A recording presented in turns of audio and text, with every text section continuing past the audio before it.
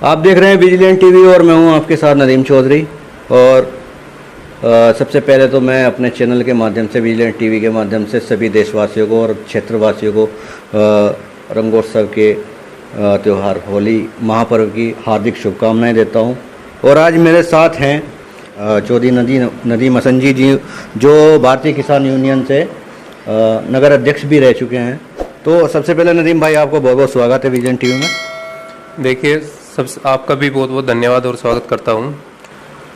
और मैं आप सभी को आज होली पर्व की हार्दिक शुभकामनाएं देता हूं और सभी भाईचारे के साथ अपना जो है होली पर्व मनाएं। तो साहब, सबसे पहले आपने शुभकामनाएं दी, बहुत अच्छी बात है।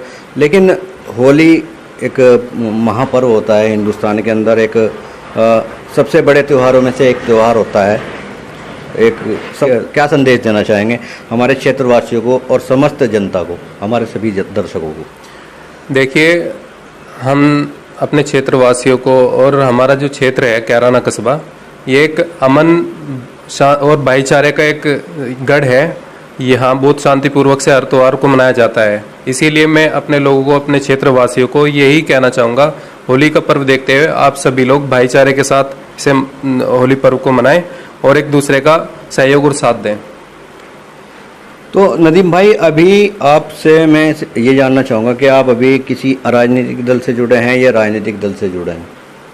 अभी हम राजनीतिक दल से जुड़े रहे हैं, राष्ट्रीय लोकदल पार्टी से। अच्छा, राष्ट्रीय लोकदल और राष्ट्रीय लोकदल के गठबंधन ने 5 सीटें प्रदेश के अंदर निकाली हैं, तो इसके बारे में आप क्या कहना चाहेंगे? देखिए, ये जितनी भी हमारे उत्तर प्रदेश के अंदर गठबंधन की जो सीटें आई हैं, ये हमारे समाजवादी पार्टी की और राष्ट्रीय लोकदल पार्टी के जो भी पदाधिकारी और कार्यकर्ता हैं, उन सब लोगों की मेहनत और लगन की जीत हुई है।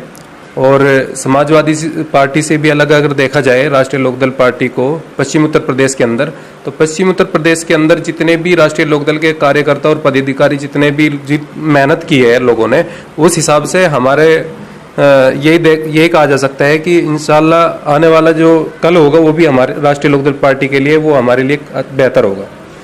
अच्छा नदीम भाई, अभी आगामी 2024 में लोकसभा के भी चुनाव आने वाले हैं और आपकी पार्टी ने भी अच्छी खासी सीटें निकाली हैं गठबंधन के साथ मिलकर, और लगभग अगले लोकसभा चुनाव में क्या प्रभाव दिखेगा?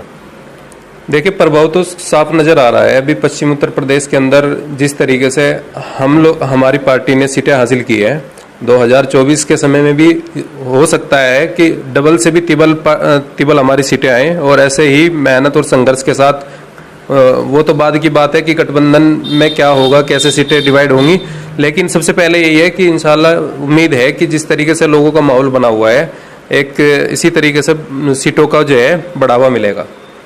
तो आप पूरी उम्मीद रख के चल रहे हैं, तो याद समझ लीजिए आप रख के चल रहे हैं, आप स्पष्ट रूप से यही कहना चाहते हैं? बिल्कुल।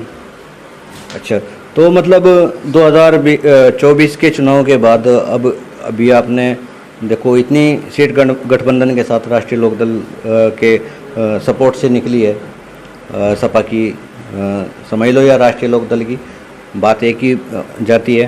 तो अब 2024 के रहा 2024 के प्रधानमंत्री पद की दावेदारी का, तो उसके बारे में आप क्या कहना चाहेंगे?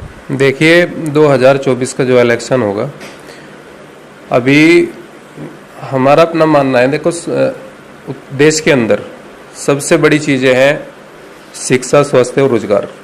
देश की जो जनता जो मांगती है, वो शिक्षा, स्वास्थ्य और रोजगार को अपनी मांगे करती हुई, और इसी चीज़ों को देखते हुए अदर क्या है, ये बीजेपी का एजेंडा है कि आज के समय में इन लोगों ने जो चुनाव जीत रहे हैं, वो एक मतलब सांप्रदायिक माहौल बनाकर चुनाव जीतते हैं। लेकिन ऐसा कुछ नहीं है। उम्मीद करते हैं कि हम जिस तरीके से भाईचारों को बढ़ावा देने का काम कर रहे हैं, राष्ट्रीय लोकदल पार्टी और समाजवादी पार्टी जिस तरीके से अपने स्तर पर लगी हुई है, हम ये अमन और भाईचारों को बढ़ावा देते हुए राष्ट्रीय लोकदल के राष्ट्रीय अध्यक्ष जयंत चौधरी जी और माननीय अखिलेश यादव जी लगातार जमीन स्तर से जुड़ के अपने लोगों को एकत्रित करने की कोशिश कर रहे हैं, और इसका प्रभाव 2024 में हम लोग दिखा देंगे। भाजपा सरकार में खासकर किन चीज़ों की कमी रही है प्रदेश के अंदर? पूरे देश की तो बात मैं नहीं करूंगा, अभी 2024 के बाद करेंगे वो तो प्रदेश के अंदर क्या कमियां रही हैं, तो आप उन पे आपका क्या नज़रिया है उसके बारे में? देखिए, अभी बीजेपी सरकार 5 साल उत्तर प्रदेश के अंदर रही है। 17 से 22 तक का जो कार्यकाल रहा है, हमारा मेरे अपने एंगल से देखा जाए तो मैं समझता हूँ उन चीज़ों को, जितना प्रदेश के अंदर, उत्तर प्रदेश के अंदर जितना भी बेरोजगारी, महंगाई और भ्रष्टाचारी और इससे अदर मतलब ये समझ लो अपहरण, बलात्कार, ऐसे केसेस जितने भी देखे हैं, ये अब की बीजेपी सरकार में कुछ इनको बढ़ोतरी हुई है। और हम यही चाहते हैं कि आने वाले समय में जैसे कि 5 साल जो अभी सरकार रहेगी बीजेपी की, तो जनता ने जिस आधार से वोट दिया है जनता ने जिस आधार से वोट दिया है, उसी आधार से सरकार को भी चाहिए कि वो अपने हितों के लिए, अपनी जनता के हित के लिए काम करे। देखिए, हम ये कहते हैं कि प्रदेश के अंदर जिस तरीके से हर वर्ग ने, हर बिरादरी ने बीजेपी को वोट दिया है और बीजेपी को दूसरा मौका दिया है सत्ता बनाने के लिए, तो इसी तरीके से हम लोग ये कहेंगे कि जो उत्तर प्रदेश की सरकार है उसे चाहिए कि वो भी इन लोगों को नज़रों में रखते हुए उनकी जो मुश्किलें हैं, उनकी जो परेशानियां हैं, महंगाई है और बेरोजगारी है, इन चीज़ों को देखते हुए वो लोग उस चीज़ पे फोकस करें और इन लोगों की 5 साल की जो आगे रणनीति है, ताकि आने वाले समय में उसका उनको बेनिफिट मिल सके। तो 2022 में जो जनता ने विश्वास दिलाया है भाजपा सरकार को और पूर्ण बहुमत से लेकर आई है प्रदेश के अंदर, तो इस बारे में मतलब अब आप क्या कहना चाहेंगे? क्या रणनीतियाँ भाजपा सरकार की रहनी चाहिए? किस तरह का जो है ना, किस तरह के मुख्य जो मुद्दे हैं प्रदेश के, तो क्या उन पर रणनीतियाँ रहनी चाहिए और सिस्टम को किस तरह से बहाल करना चाहिए, किस तरह से ठीक करना चाहिए? इस बारे में आपका क्या नज़रिया है सर? देखिए, हम ये संदेश देना चाहेंगे और कहना भी चाहेंगे, एक देश का एक आम नागरिक होने के बतौर मैं सवाल क्या मैं एक अपील करता हूं सरकार से कि देखिए, जिस तरीके से 2022 में जनता ने आपको विश्वास दिलाया है और आने वाले 2027 का जो चुनाव होगा उस तक भी ऐसे ही अगर ये भाजपा सरकार जो लोगों की समस्याएं हैं, जैसे कि बेरोजगारी है, स्वास्थ्य है, शिक्षा है और महंगाई है, मेन चीज़ें, मेन पॉइंट ये उत्तर प्रदेश की जनता के हैं, देश की जनता के हैं, उत्तर प्रदेश की नहीं पूरी देश की जनता के यही हैं। लेकिन खासकर जैसे हमारे उत्तर प्रदेश में अभी बीजेपी दोबारा मौका मिला है, तो ऐसे हम लोग चाहते हैं, हम सरकार से हमारी कोई लड़ाई थोड़ी है, हम तो यही चाहेंगे कि सरकार किसी की भी हो, मैन अपने जो विकल्प हैं जैसे कि अभी मैंने गिनवाए हैं, उन चीज़ों पर फोकस रखते हुए अपनी सरकार चलाएं और जनता को जो है परेशान करने की जरूरत नहीं करें, इस चीज़ को जो है आगे बढ़ावें, जनता को भी बढ़ावें। अच्छा, एक आखिरी सवाल मेरा आपसे, कैराना सीट से आपके हॉट सीट बन चुकी थी कैराना, आप जानते हैं, और आप ही नहीं पूरा हिंदुस्तान इस चीज़ को जानता है। तो कैराना सीट से आपके गठबंधन के प्रत्याशी निकले हैं चौधरी नायब हसन जी, तो उसके बारे में आप जनता को ये अपनी तरफ से क्या मैसेज देना चाहेंगे, क्या कहना चाहेंगे? देखिए, सबसे बड़ी बात है कि कैराना की जो हॉट सीट है ये पूरे हिंदुस्तान का एक, ये समझ लो एक बहुत केंद्रीय शहर है। यहाँ पर गृह मंत्री अमित शाह जी और मुख्यमंत्री योगी जी खुद आकर यहाँ प्रचार प्रसार में लगे हुए थे अपने प्रत्याशी के लिए।